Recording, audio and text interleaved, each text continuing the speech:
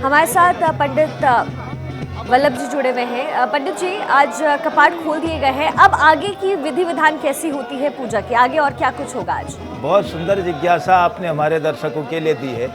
वस्तुतः जो हमारे तीर्थ हैं उसमें एक तो अभी वहाँ से महाराज जी बोल रहे थे, राष्ट्रीय एकता है, व्यक्तिगत धर्म है, साधना है, कष्ट सहिष्णुता है। बहुत कष्ट भी तीर्थ यात्राओं में होता है। सुख सुविधा के लिए इस समय सरकारें भी उद्यत रहती हैं, समाज भी रहता है, स्वयंसेवी संगठन भी रहते हैं, लेकिन हमारे यहाँ तीर्थ यात्राओं में सुख भोगने के लिए नहीं जाया जाता है, वहाँ साधना के लिए जाया जाता है। हिमालय के तीर्थ तो इसीलिए लोग आखिरी जब बुढ़ापे में करते थे वहीं भजन करने लग जाते थे। उसके बाद तो यहाँ पर देखिए मुख्य बात क्या है, तीर्थों में वहाँ बता रहे थे भी तीर्थ पुरोहित भी हैं, पंडा समाज भी है, रावल समाज भी हैं, वेद पाठी ब्राह्मण भी हैं और वहाँ की व्यवस्थाएं भी हैं।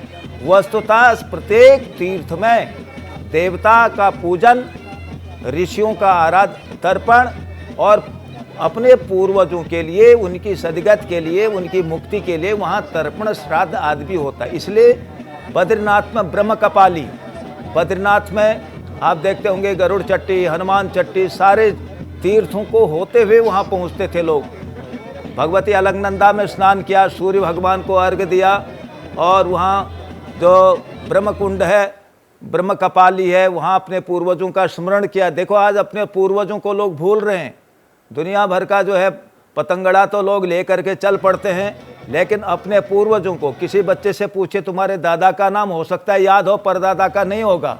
नाना, परनाना, दादा, दादी, पूर्वज, पड़ोस, दूसरे सारा अपने कुल, गोत्र, समाज, देश, प्रदेश सबका याद रहता था। इसलिए अपने पूर्वजों के लिए वहाँ पर सदगति के लिए भी प्रार्थना की जाती है। और देव तर्पण, ऋषि तर्पण और पितृ तर्पण ये मुख्य तीर्थ का उद्देश्य होता है। शुचि, शौच, शुद्धता के साथ, व्रत उपवास के साथ। हमारे यहाँ ये कहा गया, आज देखिए ये कोरोना काल में हाथ धोना, सारी दुनिया जो है हाथ धोना, हमारे यहाँ तो हाथ नहीं पैर भी धोए जाते। विशेष परिस्थिति में कोई सेना में, आप स्टूडियो में, यहाँ तो पैर नहीं धोए जाएंगे, लेकिन अपने घर की रसोई में, तीर्थ में हाथ भी धोइए, पैर भी धोइए, तब खाना खाइए। यही हमारे तीर्थों में भी है। उसकी शुद्धता, जल प्रदूषण, वायु प्रदूषण, ध्वनि प्रदूषण आज संसार के लिए समस्या हो रहा है। दुनिया भर के राजनीतिक बवंडर भी हो रहे हैं, लेकिन आप देखिए हिमालय क्षेत्र में बादल भी जोर से नहीं गरजते हैं। कभी आप लोग जाओगे तो आप देखना, वहाँ के लोग बताएंगे अगर जोर से गरजेंगे तो सकरे पर्वत हैं उनमें भूस्खलन हो जाएगा। बादल भी हल्के बरसते हैं। मध्य हिमालय में बारिश खूब तेज होगी, लेकिन इस हिमालय में बारिश ऐसे होगी नहाने के बाद जैसे हम तौलिया निचोड़ करके झाड़ लेते हैं, ऐसी फुहारें होती हैं और धीरे धीरे बर्फ गिरता है। कितना बड़ा संदेश है प्रकृति का हमारे लिए।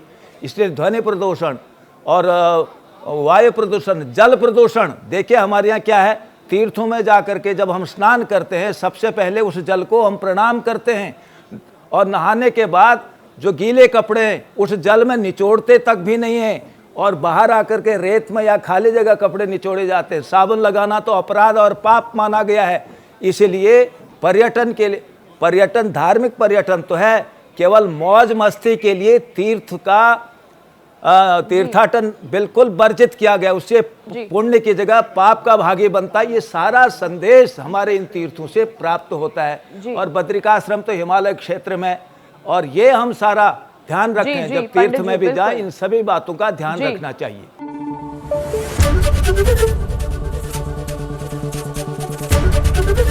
एबीपी न्यूज आपको रखे आगे।